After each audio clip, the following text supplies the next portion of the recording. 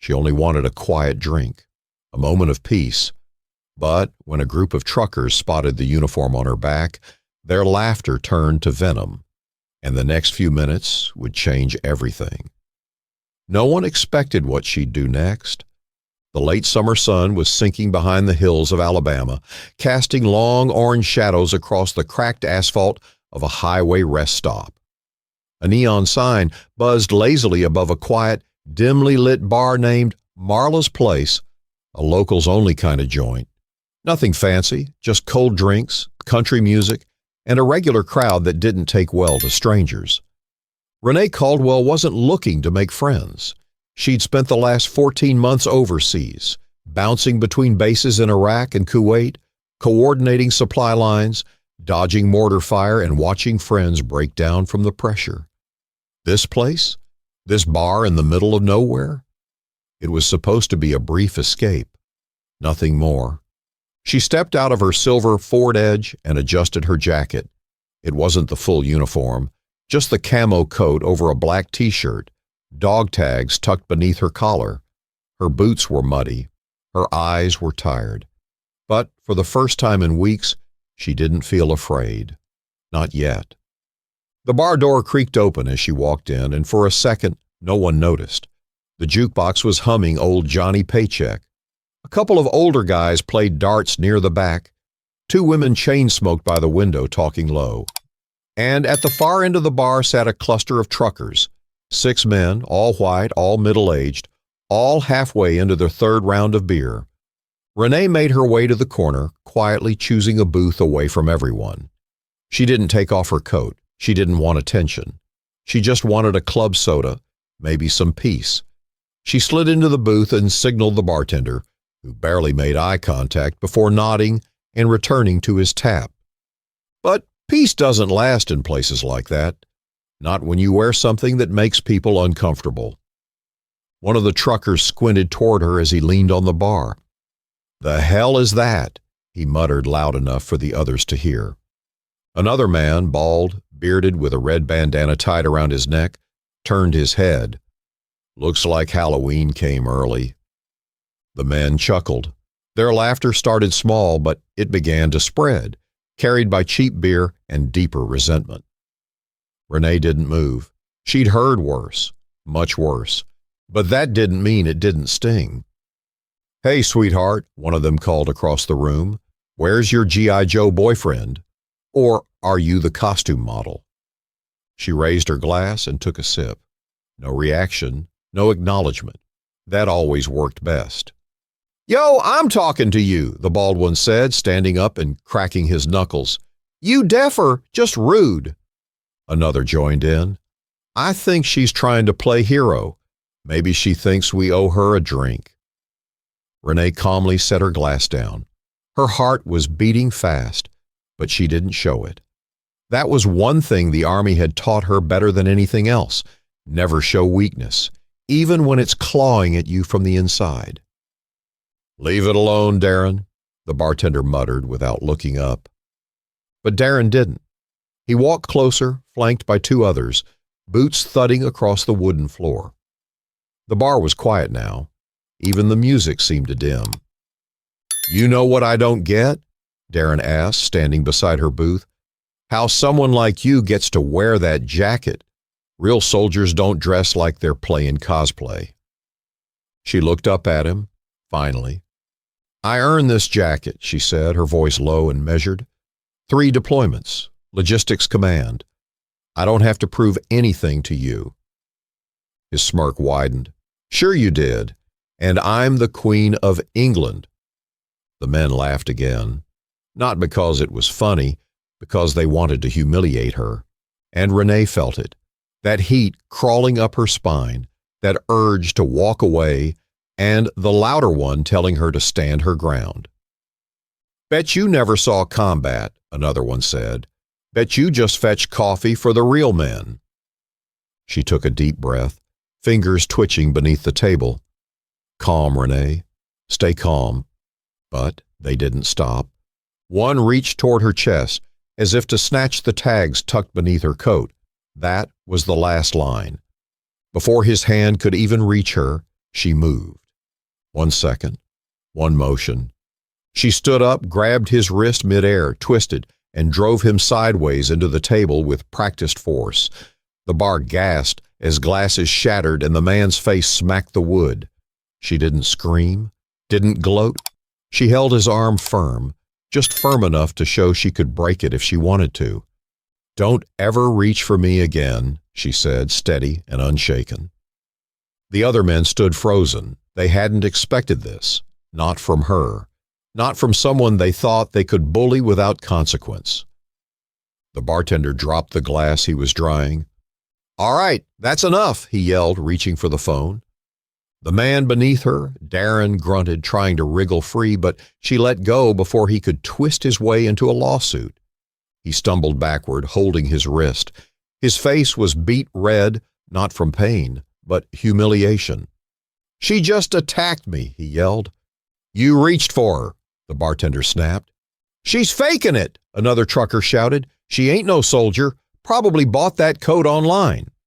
"Call the cops," Darren shouted. "She just assaulted me." Second call to action. Midpoint reminder. If you're feeling the weight of this story, do us a favor. Subscribe, like, and comment below. It helps us keep telling the stories that matter. Renee didn't say a word. She stood tall, eyes focused, heart pounding but face unreadable.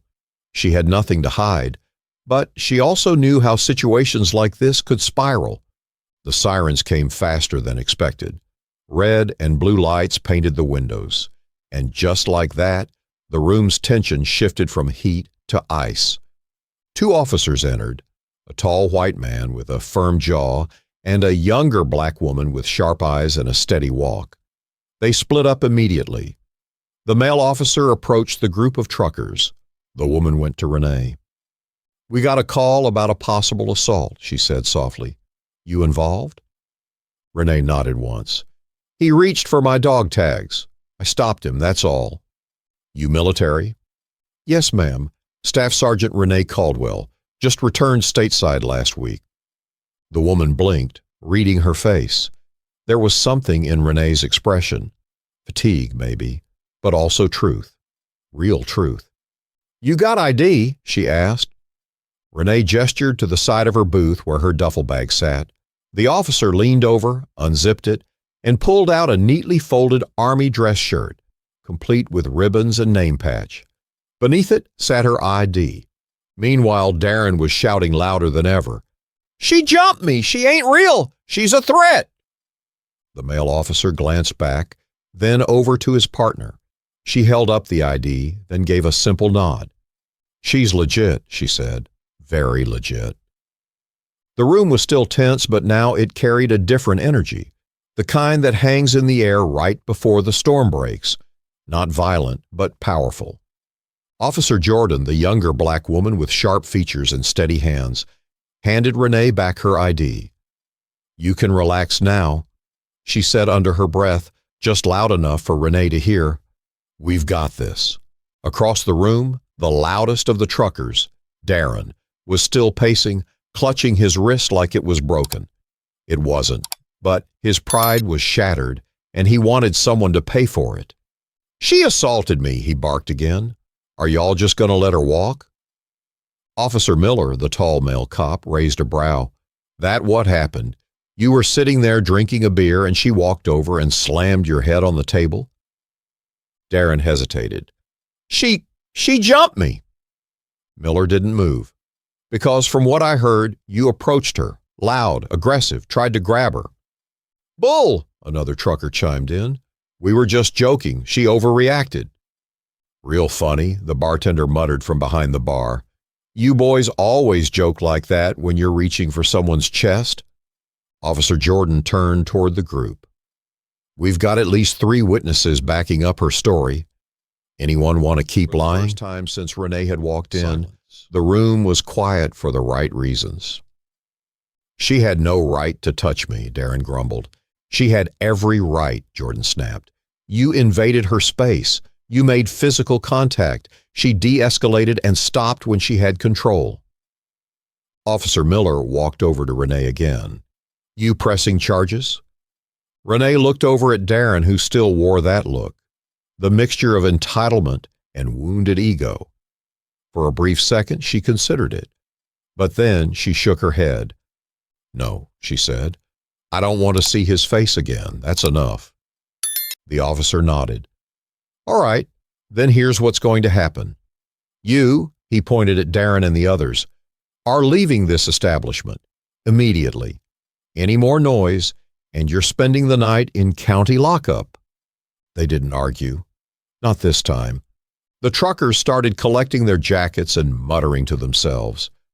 Darren lingered a second longer than the others, his eyes still full of fire, but it was the dying kind. He said nothing, just turned and walked out the door. The officers followed them outside, and a few minutes later, the bar began to breathe again. Conversations picked up. The jukebox started humming once more, but the air still felt heavier, like the room knew something important had just happened. Renee sat back down in her booth. She wasn't shaking, but the adrenaline was still there, under the surface. She looked down at her hands, still steady. "Good." The bartender came over with a fresh glass. "On the house," he said, "for whatever that was worth." Renee gave a half smile. "Thanks." "You handled yourself," he said. "Better than I would have." "I'm used to it," she replied, sipping slowly. "More than I should be." That was the part most people didn't see, the repetition of it all. The stares, the disbelief, the second-guessing, people assuming she was exaggerating or making things up. They always needed proof. Her uniform wasn't enough. Her scars weren't enough. Even her composure was turned against her, like being calm meant she wasn't really in danger. She'd survived war zones with less psychological pressure. As the night moved on, a few patrons approached her, quietly, respectfully. One man simply said, "Thank you for your service," and walked away. A woman touched her shoulder gently and said, "You handled that with real grace." Renee nodded each time, grateful but reserved. She didn't come here to be a hero. She came to breathe. Mid-story, call to action. If this moment got you thinking, support us by subscribing, liking, and commenting below. Every interaction helps more people see these stories that matter. Let's keep pushing to our 1,000 subscriber goal. A half hour passed, then an hour. The bar began to clear out. Renee finally stood, dropped a few bills on the counter despite the free drink, and headed out into the night air. The parking lot was quiet. Her car sat under a flickering street lamp. The sky was clear, but a cold wind was starting to pick up. She zipped her jacket higher and walked to the driver's side. That's when she heard it. "Hey." She turned. One of the truckers, not Darren, a thinner, older man with graying hair and a ball cap now pulled low over his brow, was standing near the edge of the lot, hands in his jacket pockets. His body language was different. Tense, yes, but not aggressive. She kept her distance. "I ain't here to start anything," he said quickly, taking a step back. I had to say something." She waited, silent. "My name's Mitch," he said. "I was part of that group. I didn't say anything, but I didn't stop them either. That's on me." Renee folded her arms. "And now what?" "I just wanted to say sorry," he said, eyes cast downward. "I've seen a lot of people in uniform in my time, but I've never seen someone shut a room down like that. You didn't flinch. You didn't run. You just stood there." She took a breath, let it out slowly. "It's not the first time. Won't be the last." Mitch nodded. "It shouldn't happen at all, but I get it now. You don't owe me forgiveness. I just figured maybe if more of us said something when it mattered, the world wouldn't need people like you to prove yourselves every damn time." That struck something in her, not because it fixed anything. It didn't. But because it was rare. "Thanks," she said. "You didn't have to say that." "I did," he replied. "And if you ever roll through this way again, I promise you won't eat alone." With that, he turned and disappeared down the road on foot. Renee watched him go, then looked up at the stars. Her breath fogged in the cold. She didn't feel victorious. She felt something else, something quieter but stronger. Validation? Maybe. Peace? Not quite. But something was shifting. The world wouldn't change in a bar on the edge of nowhere. But people might, one by one, moment by moment. And maybe, just maybe, that was enough for now. She climbed into her car and started the engine. The headlights lit up the road ahead. She smiled, just a little, then drove. 3 days had passed since the bar incident, but it lingered in Renee Caldwell's mind like a bruise that hadn't quite healed. Not because she was shaken. She'd faced down far worse in desert combat zones, under real fire. But because somehow that night felt heavier. The kind of weight that came not from fear, but from exhaustion. Exhaustion of having to prove once again that she belonged. Back home in Montgomery, Alabama, she was in her garage on a warm Sunday afternoon, sleeves rolled up, working on her father's old pickup. It was her therapy, turning a wrench, fixing what others had forgotten, listening to the steady hum of an old jazz station from a dusty radio in the corner. The sound of tires crunching on her gravel driveway pulled her out of that moment. She wiped her hands on a rag and peeked around the garage door. A motorcycle idled by the curb. A familiar helmet came off.